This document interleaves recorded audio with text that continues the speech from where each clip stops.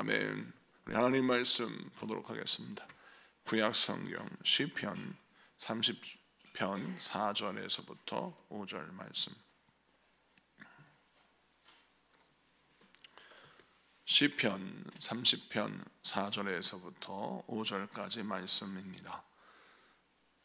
우리 다 같이 합독하시겠습니다. 합독하십니다. 시작. 주의 성도들아 여호와를 찬송하며 그의 거룩함을 기억하며 감사하라. 그의 노여움은 잠깐이요 그의 은총은 평생이로다. 저녁에는 울음이 깃들지라도 아침에는 기쁨이 오리로다. 아멘. 자, 오늘은 소망의 기도 시리즈 두 번째 시간, 시편 30편 4절에서 5절까지 말씀을 통해서 날마다 새로운 아침을 맞이하게 하소서라는 제목으로 말씀을 증거할 때 많은 은혜 받는 시간 되기를 바랍니다. 해가 지면 밤이 찾아옵니다. 어두운 밤 안에 있으면 세상이 다 캄캄해서 내 인생에 빛이 비칠 수 있을까를 생각하는데, 또 시간이 지나면 또 어김없이 해가 뜨고 새로운 해가 뜬 아침이 밝으면요, 언제 그랬냐는 듯이 세상이 온통 밝아지면서 내 인생에도 이렇게 햇볕이 찔 날이 올 것이다라는 생각이 듭니다.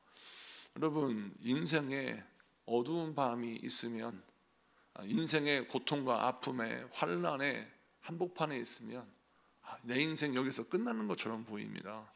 그런데 시간이 지나서 하나님의 은혜의 햇빛이 내게 비치고 우리 하나님이 내 인생에 새로운 해를 허락하시는 것을 볼 때 무엇을 깨닫느냐? 어두운 밤도 지나가게 되었구나, 어두운 밤도 지나가는구나, 이것을 깨닫는 것이죠.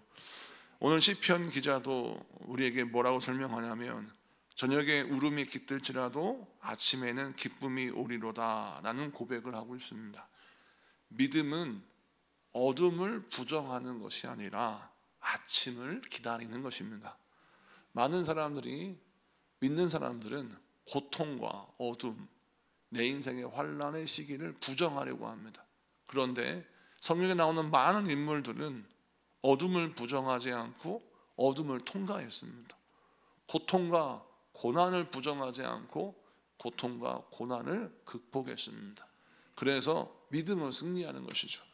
오늘 이 말씀을 기억하셔야 합니다. 믿음은 어둠을 부정하는 것이 아니라 오히려 새로운 아침을 기다리는 것이 믿음이다. 자, 그렇다면 우리가 어둠을 극복하고 새로운 아침을 날마다 맞이하려면 우리가 어떻게 신앙생활을 해야 합니까? 오늘 본문 4절을 보면 이렇게 말씀하고 있어요. 주의 성도들아 여호와를 찬송하며 그의 거룩함을 기억하며 감사하라. 아멘. 여기서 보면 우리들을 가르쳐, 자신을 가르쳐서 성도들이라고 말합니다. 이 성도들이란 말이 어떤 말이냐? 거룩한 사람들이란 뜻인데, 이 성도란 뜻이 하시다이우라고 하는 히브리어로 쓰여져 있어요. 이 하시다이우라고 하는 히브리어가 원래는 어떤 단어에서 나오냐면 하시드라는 동사에서 나왔는데, 이 하시드라는 말은 하나님의 사랑을 뜻하는 헤세드에서 뿌리를 박은 내용의 단어예요. 그래서 이 하시다이우라는 뜻은 하나님의 말씀, 하나님의 사랑을 뜻하는 헤세드란 단어와 연결돼서 해석을 하면 우리는 그냥 성도들이라고 해석하지만 히브리 사람들은 이 말씀을 어떻게 이해하냐면 하나님의 무한한 사랑을 힘입는 자들, 또 하나님의 풍성한 자비로우심을 경험한 자들. 자, 이것을 같이 합쳐볼게요. 하나님께서 우리를 사랑하시는데 어떻게 사랑하시냐면 풍성한 사랑과 포기하지 않는 사랑, 그리고 무한한 자비로 우리를 사랑하신다는 거예요.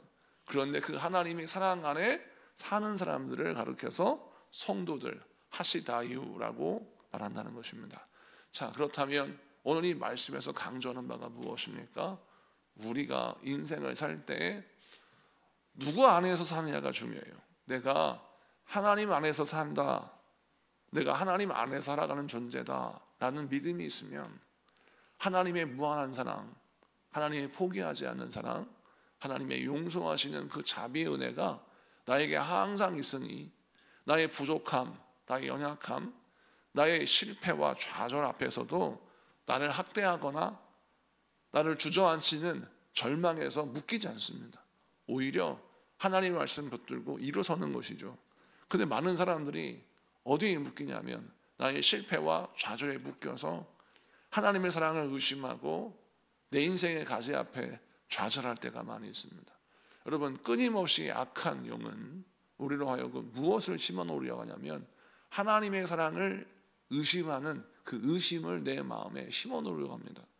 내 인생에 이런 가시가 있는 걸 보니 하나님이 나를 벌하시는 게 맞아. 내 인생에 이런 고난과 환난이 있는 걸 보니 하나님은 나를 사랑하시지 않는 것이 맞아 라고 하면서 끊임없이 나에게 의심을 심어넣습니다. 의심을 심어놓은 결과는 무엇입니까? 하나님께 기도하지 않게 하는 거죠. 하나님께 어떠한 기대나 소원을 갖지 못하게 하는 것입니다. 여러분, 악한 원수 마귀는 끊임없이 여러분과 하나님과의 관계를 이간질합니다. 끊임없이 여러분으로 하여금 하나님과의 관계를 깨트리도록 우리를 종용합니다. 그럴 때 우리는 깨어 기도하면서 나는 성도라는 사실을 기억해야 합니다. 그래서 날마다 나는 하나님의 자비하심을 받은 자다.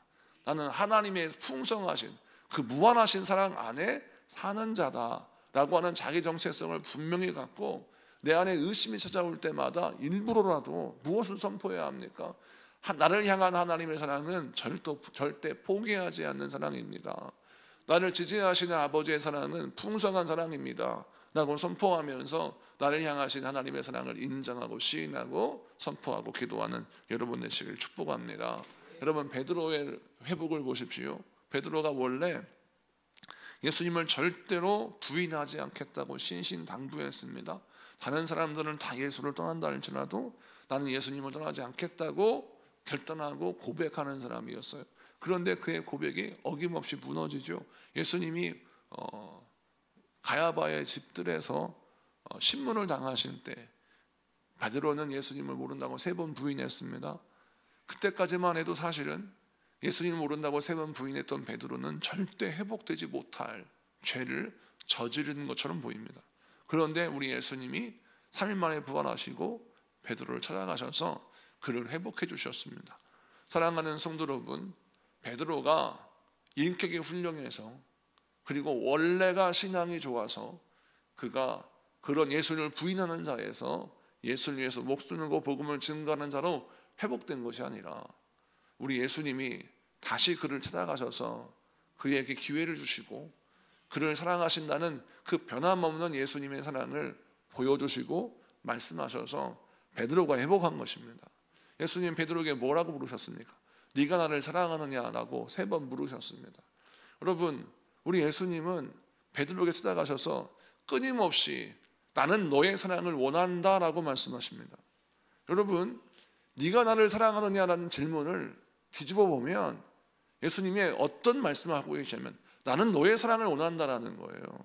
여러분, 사실 우리가 사랑을 원할 때 수준이 있는 사람에게 사랑을 받는 게 기쁘지, 내가 원치도 않는 사랑과 관심과 정을 받는 게 좋겠습니까? 내가 사랑하지 않는 사람이에요. 사랑하지 않고 이 사람하고는 친하고 싶지는 않아요. 그런데 친하고 싶지 않은 사람한테 가서 당신 나 사랑합니까? 난 당신 사랑이 필요합니다. 이런 말할 사람이 누가 있어요? 상대방의 사랑을 구하는 것은 무엇을 전제로 하고 있냐면 당신의 사랑이 나에게 필요합니다라는 걸 전제하고 있어요. 그런데 잘 생각해 보십시오. 예수님이 베드로에게 네가 나를 사랑하느냐라고 물으신 그 질문은 뒤집어 설명하자면 베드로야, 네가 나를 사랑하는데 그 사랑이 나한테 참 귀하단다 라는 예수님의 말씀인 것입니다. 오늘 이 말씀을 기억하셔야 합니다. 우리 하나님은 베드로에게 베드로의 사랑을 필요하다 말씀하시고 베드로의 존재가 그 예수님의 사역에 필요한 것임을 보여주신 것처럼 오늘도 예수님이 여러분에게 묻습니다. 네가 나를 사랑하느냐? 라고 물으세요. 그러면 여러분 이것을 어떻게 이해해야 합니까? 예수님이 나에게 또 사명을 주시려고, 예수님이 나에게 무거운 짐을 주시려고 끈질기게 예수님이 나를 이렇게 힘들게 하는 것을 이해하지 말고, 예수님이 무엇을 인정하고 무엇을 보여주십니까? 나는 너의 사랑이 필요하다라고 하는 그 은혜를 우리에게 보여주시는 것입니다. 이 말씀 붙들고 여러분 하나님의 사랑을 날마다 확신하는 여러분들에게 축복합니다. 나의 사랑이 필요하다고 말씀하신 예수님께 여러분의 사랑을 드리고, 예수님의 사랑을 항상 확신하면서 날마다 새로운 아침을 맞이하는 여러분들 지금 축복합니다. 두 번째 말씀을 보면 4절 후반절에 그의 거룩함을 기억하며 감사하라 라는 말씀이 있어요. 그의 거룩함을 기억하며 감사하라. 이 거룩함은 무엇입니까? 앞서 말씀하셨던 우리가 성도라고 하는 것을 잘 기억하셔야죠. 우리가 주의 사랑과 주의 자비를 힘입은 자입니다. 그래서 주의 자비와 주의 사랑을 찬양하고 그의 거룩함, 이 거룩함이란 죄인을 사랑하신 아버지 하나님의 자비하심의 사랑이에요. 그것을 기억하라는 거예요. 그걸 감사라는 겁니다. 여러분 이 4절의 말씀이 우리에게 무엇을 설명합니까? 날마다 새로운 아침을 맞이하는 사람의 특징은 내게 주신 하나님의 은혜를 기억하고 내게 주신 그 하나님의 은혜에 감사하는 자입니다. 여러분 기억이라는 것이 굉장히 중요한데, 제가 자주 쓰는 예화인데, 부모는 자녀와의 관계 속에서 자녀 때문에 행복한 기억을 추억으로 간직해요. 그런데 자녀는 커나가면서 부모에게 서운했던 기억을 상처로 간직합니다. 여러분 우리가 인생을 살아갈 때 하나님의 사람의 기억법이 있어요. 그게 어떻게 되어야 되냐면, 우리는 부모와 자식 간에도 남편과 아내 가운데서도 아무리 피를 나눈 형제라 할지라도 서로 상처받을 수밖에 없습니다. 상처를 주고요, 상처를 받습니다. 어쩔 수 없어요. 왜? 우리는 다 내 마음 같은 줄 알지만 절대 내 마음 같지가 않아요. 여러분 형제를 보십시오. 여러분 마음 같습니까? 절대 여러분 마음 같지 않습니다. 한 입을 덮고 10년, 20년, 30년, 50년을 같이 산 부부라 할지라도 내 마음과 달라요. 부모 자식 간도 마찬가지고. 그러다 보니까 우리는 어쩔 수 없이 상처를 받습니다. 그런데 하나님의 사람들은 어떻게 신앙생활을 해야 되냐면, 우리가 어떤 걸 기억해야 되냐, 내게 허락하신 하나님의 은혜만 기억하겠다, 내게 허락하신 하나님의 사랑만 기억하겠다 라는 마음을 먹고 우리는 내 마음속에 좋은 기억을 추억으로 남기는 자가 되어야 하는데, 많은 사람들이 나쁜 기억을 상처로 남는 데 특화되어 있어요. 부모와 자식 간에도 그런 기억법을 가지고 삽니다. 남편과 아내, 모든 인간관계 속에서도 우리는 무엇을 내 마음속에 남기려고 하냐면 상처를 남기려고 해요. 그래서 제가 볼 때는 행복한 인생을 살았어요. 상대적으로 보아도 다른 사람들보다 더 부유하고 다른 사람들보다 더 행복하고 다른 사람들보다 더 많은 것을 누렸어요. 그 사람보다 더 형편없고 더 힘들고 어려운 상황 속에서도 정말 해맑게 또 즐겁고 행복하게 인생을 풀어간 사람이 많은데, 그보다 훨씬 좋은 조건을 가지고 있었음에도 불구하고 마음속에 그늘이 있고 마음속에 어둠이 있고 마음속에 슬픔이 있어요. 왜 그러냐? 그 사람의 기억법은 항상 모든 인간관계 속에서 무엇을 기억하느냐? 상처만 기억해요. 여러분 이렇게 살면 하나님과의 관계도 똑같이 됩니다. 하나님께서 내게 베푸신 은혜와 하나님이 내게 베푸신 복은 기억하지 못하고 뭐만 기억하느냐? 하나님께 서운한 것만 기억하는 거예요. 그러다 보니 그 사람의 신앙생활은 늘 불만이요, 늘 마음속에 좌절과 원망만 생기니 기도하는 마음이 사라지죠. 악한 원수마귀가 우리를 타락시키는 방법이 무엇인지 아십니까? 바로 기억법을 왜곡시키는 겁니다. 하나님의 은혜를 기억하는 나의 머리를 하나님께 서운한 것만 기억하게 하는 머리로 바꿔버리는 거예요. 그래서 끊임없이 하나님께 서운하고 끊임없이 하나님을 원망하는 존재로 우리를 전락시키는 겁니다. 그래서 우리는 오늘 이 말씀을 기억해야 합니다. 하나님의 사랑을 기억하며 하나님의 은혜를 기억하며 더 나아가 감사해야 합니다. 그러면 하나님의 은혜가 내 안에 감사로 새겨지고 감사로 굳어지고 감사로 기억됩니다. 여러분, 우리의 기억법은 어떤 기억법입니까?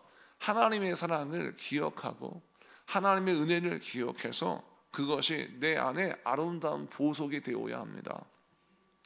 많은 사람들이 여러분 보석을 귀하게 여기지 않습니까? 왜 보석을 귀하게 여깁니까? 보석은 그 돌인데 그 돌이 아름다운 빛을 비추기 때문에 그렇습니다. 그래서 보석을 보물처럼 간직하고 귀하게 사용하지 않습니까? 여러분, 그것처럼 내 안에 있는 하나님의 은혜의 기억을 보석처럼 간직해야 합니다. 그리고 그것을 어떻게 합니까? 자랑해야 하는 것입니다. 그것을 고백하는 것이, 그래야 그것이 진짜 나의 보물이 되는 것입니다. 여러분 안에 허락하신 하나님의 은혜를 자랑하십시오. 여러분의 허락하신 하나님의 사랑을 여러분 선포하세요. 그것을 보물로 간직하고 인생을 살면 그의 인생은 날마다 새로운 아침을 맞이할 줄로 믿습니다. 세 번째 5절을 봅니다. 5절, 그의 노여움은 잠깐이요 그의 은총은 평생이로다. 저녁에는 울음이 깃들지라도 아침에는 기쁨이 오리로다. 아멘. 이 말씀도 중요한 말씀인데, 하나님의 노여움은 무슨 뜻이냐면 하나님의 분노를 말합니다. 하나님의 진노. 자, 그런데 성경에서 말하는 하나님의 분노는 무엇을 뜻하느냐? 우리 하나님이 성격이 이상하셔서 그냥 공연히 내가 잘못도 안 했는데 갑자기 하나님이 버럭 화를 내신다고 생각하는데 그게 아니에요. 성경에서 말하는 하나님의 진노와 노여움, 분노는 무엇을 전제로 하느냐? 인간의 죄에 대한 하나님의 분노를 말합니다. 그래서 여러분, 인간은 자기 성격상 화를 냅니다. 어떤 이해할 수 없는 코드에 마음이 상해서 화를 내요. 그런데 성경에서 말하는 하나님의 분노는 죄에 대한 분노입니다. 하나님이 우리가 죄도 안 지었는데 막 화를 내시고 그런 분 아니에요. 우리 하나님의 분노는 인간에 대한 죄에 대한 분노다. 자, 그러면 오늘 말씀에 그의 노여움은 잠깐이요 라고 했어요. 이게 무슨 뜻이냐면 우리 하나님이 우리 인간에게 인간의 죄, 나의 죄에 대해서 하나님이 분노하신다 라고 하는 이 분노가 잠깐이라는 것입니다. 왜 잠깐일까요? 우리 하나님이 분노하는 이유를 잘 봐야 합니다. 여러분, 어머니가 자녀를 키울 때 그 자녀가 아직 철이 없어 한 5살, 4살 이래요. 근데 그 아이가 차도를 향해서 막 차가 막 쌩쌩 지나가는 차도를 향해서 막 돌진을 해요. 그리고 거기에서 공놀이를 합니다. 그러면 어머니가 어떻게 하죠? 보통은 혼을 내죠. 화를 냅니다. 차도에 뛰어들면 안 되기 때문에 다시는 그렇지 못하도록 그 아이에게 각인을 시킵니다. 이러면 안 돼. 그럼 그 엄마의 분노는 어떤 이유의 분노예요? 그 아이로 하여금 위험한 차도에 뛰어들지 않도록 하기 위한 분노입니다. 그래서 아이로 하여금 돌이키게 만드는 거죠. 또 두 번째 분노하는 주력 케이스가 있는데, 지금이야 그런 일이 별로 없지만 옛날에 여러분 그 돼지코처럼 돼지코 전기 코드를 보면, 콘센트를 보면 사실 사람들 거기에 젓가락을 아이들이 넣거든요. 근데 이제 옛날에 포크를 넣기도 하고, 그런데 이제 돼지코 그 콘센트에다가 젓가락을 넣거나 콘센트를 이제 포크를 넣을 때 부모가 그것을 절대 못하게 하지 않습니다. 이렇게 하면 큰일 난다고 설명하면서 하지 못하게 하면 그때도 분노하죠. 여러 가지 위험한 행동을 하거나 잘못된 행동을 했을 때 분노하는 이유는 무엇입니까? 아이로 하여금 그 일을 하지 못하도록 하기 위함입니다. 즉 다시 말해서 하나님의 노여움은 우리에게 회개를 불러일으키는 하나님의 사랑이라는 거예요. 그런데 우리 하나님이 우리에게 회개를 불러일으킬 때 우리가 회개하고 돌이키면 어떤 일이 벌어지냐? 언제 그래야 하는 듯이 우리가 죄를 버리고 회개하고 돌이키면 그 노여움은 잠깐이 되고 우리를 향한 하나님의 은혜, 은총. 이 은총은 뭐냐면 용서하시는 하나님의 은혜예요. 우리를 받아주시는 하나님의 은혜예요. 그 용서하시는 하나님의 은혜는 어떻게 합니까? 평생이로다. 우리 하나님이 나를 용서하시고 나를 사랑하셔서 나를 다시 회복시키시는 은혜가 평생 주어진다. 그러므로 여러분, 날마다 새로운 아침을 맞이하는 세 번째 조건은 바로 무엇이냐면, 하나님의 진노를 만났을 때 회개를 통하여 그 진노를 풀고, 여러분, 하나님의 용서를 날마다 확신하는 자에게 여러분 새로운 아침이 밝아오는 것입니다. 여러분, 회개는 나를 무너뜨리는 공격이 아니에요. 많은 사람들이 생각합니다. 하나님이 나에게 회개 은혜를 주시는 것을 나를 향한 공격이라고 생각해요. 하나님, 저 그럴 줄 몰랐는데 하나님 저한테 이렇게 공격을 하시네요. 저의 잘못을 지적질을 하시네요.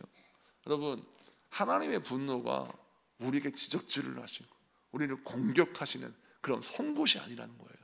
많은 사람들은 이것을 지적질, 이것을 공격이라고 생각합니다. 그렇지 않습니다.